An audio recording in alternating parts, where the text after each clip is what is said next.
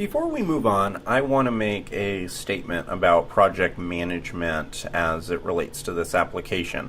So in a regular project, you are constantly going to experience change. There are going to be changes from clients, changes based off of requirements. You're going to run into situations where you decide that you thought you were going to implement something in one way, and then it turned out that you really needed to do it in another way. And right after I finished filming the last episode, I realized that that had occurred here. When I was planning out this course, I thought that I wanted to introduce the concept of virtual attributes right here because we're talking about data management, and it seemed at the time to be a smart spot for it. However, I then looked at the data and looked at the application in its current stage and realized that it would really be pointless to introduce virtual attributes with the type of data that is there right now. Virtual attributes, I'm not even going to get into them right now, but as you'll see later on in the course, there's no point in doing it, and if I introduced it right now, it would be in a very convoluted manner, and I really like to try to keep as many of the guides as practical as possible so that you can come back and use them later for reference. Now, we still are going to talk about them, and I'm still going to walk through how to use them, but I'm going to wait until, if you come here to the Ruby Gems integration, I'm going to integrate them right after we integrate Devise. So I'm going to come here, get rid of those. It can't be blank, so type anything in, delete it, and now here I'm going to paste implement virtual attributes. Put it right after Devise, and now that is going to be a much better spot. It's going to be a more natural fit for virtual attributes, and then we can keep going and we can keep our examples as practical as possible. I wanted to make a statement about it because that's something that happens in real projects. I've never had a project where I built out my list of tasks and my sprint items and then never had to change something. That's just not reality. You're constantly going to have to do it. In fact, you're probably going to have to do it much more than we've even done in this course, just because I did spend quite a bit of time in the planning, and we also don't have a client in this course, so the requirements aren't really going to change very much. But still, I wanted to give you an idea of how that works. So now with that in mind, we can go down the line and go to see how we can set up data defaults. Now, we've already introduced this topic a little bit.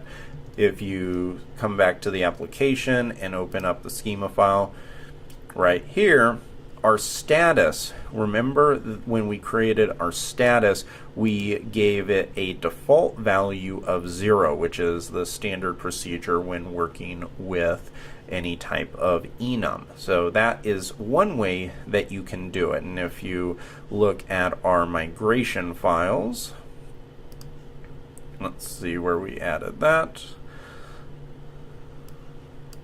So here, where we added the migration, you can see that we added the status of integer, and then we also added a default later on, but we passed the default in with, I forget where we passed the default in, but I do remember that we did pass that in during the migration process. Oh, and yeah, that's right, we did it while the migration was occurring. So this is how you can do a default one way, and this is perfectly fine if you think you never really are going to have to change it. And with an enum, that is the case. I could see no scenario where we would want to change this default from 0 to 1 or something like that. But there are times where you definitely will want to change it, and whenever you have that, we have a second way of being able to create those types of defaults, and it all happens in the model file. So before, you would set a default during the migration process. Here, we can set it in the model file directly. And the way we're going to do it is we're going to implement what is called a callback. So I'm going to say after initialize and pass a symbol and say set defaults. And so what this is doing is it's saying after a portfolio item has been initialized. So if you want to think of how this workflow works, if we open up the portfolio controller, a portfolio item would be initialized at the point when the new action is called. So this is when that would occur. Now, after create, because we have two types of options, we have actually we have quite a few more. There are many Rails callbacks but for right now, we can talk about after initialize and after create. After initialize occurs right when this process is run, so when the form is generated. After create runs after all of this has occurred. So, and we'll talk about why after create is not the right spot to set defaults, but let's first just set this up. So after initialize, this is going to be a process that automatically runs whenever something happens, like going to the form or creating this via a script or something like that. And this is just the name of a method that we need to create. So I'm going to come here and say def set defaults, and inside of this we are going to set our defaults for these values. And what I want to do is, I don't like the fact that a title and a body can be created but the main image and thumb image are not set. And so I want to have the ability to set default values right here. And there is a very cool way of being able to do this. I'm going to say self dot main image, and remember that this is just referencing this specific portfolio. Whenever I say self, I'm saying whenever you're creating a new portfolio item, so say you went into a form and we're creating one, you're going to be referencing that specific creation process for that one item. So now I'm saying for that main image, what I want to do is, and this is going to look like a weird operator, so don't run away screaming if you've never seen it before, is going to be double pipes followed by an equal sign. And this is if you've never seen it, I know it looks weird, but we're going to walk through what it actually does and how beneficial it is for us. And let's first actually set what these values are. I'll open up the seeds file to pull this in. We already have our main image and our thumb image here, so we might as well just use these. So I want to use this placeholder image for main, and then for thumb I want to pull in this one. I can delete that. And let's first see if it works, and then I'm going to come back and explain how it works. Oh, and it looks like here I cut it instead of copied it. That would have thrown an error. Okay, so now let's come back here, start up the Rails server, and come to portfolio items.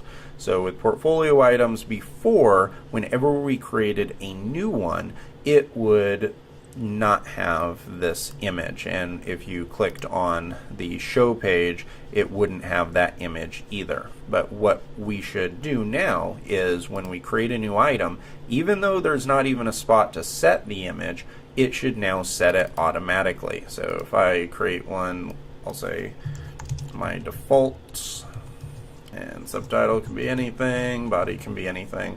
Hit create portfolio. Scroll all the way down and look at that. Here are my defaults. Here's its thumbnail. If I click on it, here is its main image. And so that all happened because of our callback right here. So this is a second way of setting the default. And as a reminder, the first is in the migration. The second is by doing it in the model. Now let's actually just kind of step through what's happening right here. What's going on, and this is why you have to set it up exactly like this, is let's say that we had items that could be edited.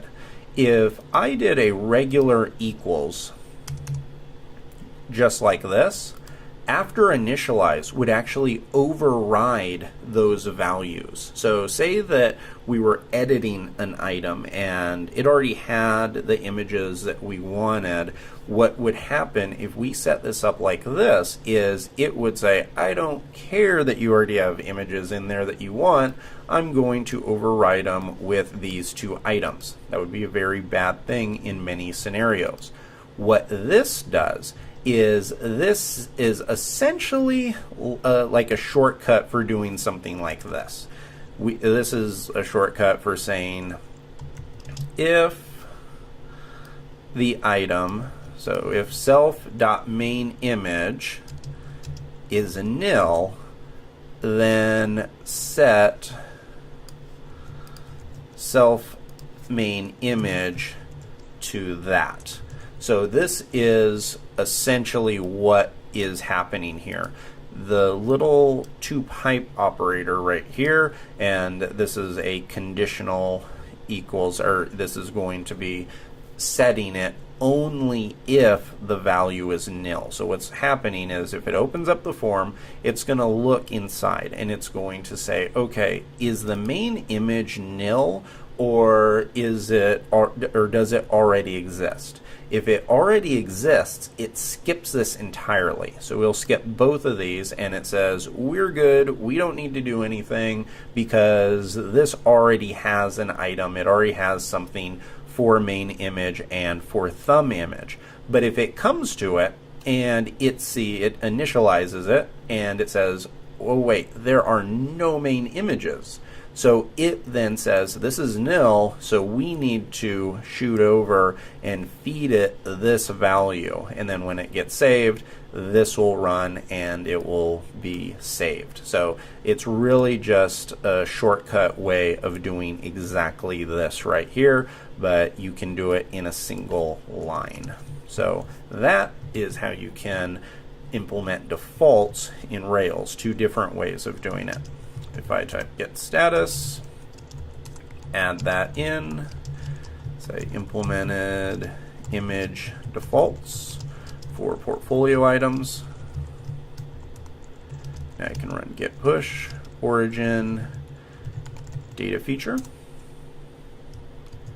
Now we can come up to our project management dashboard, click on setting data defaults, and we are good to go. In the next guide, we are going to talk about how we can integrate concerns into our application.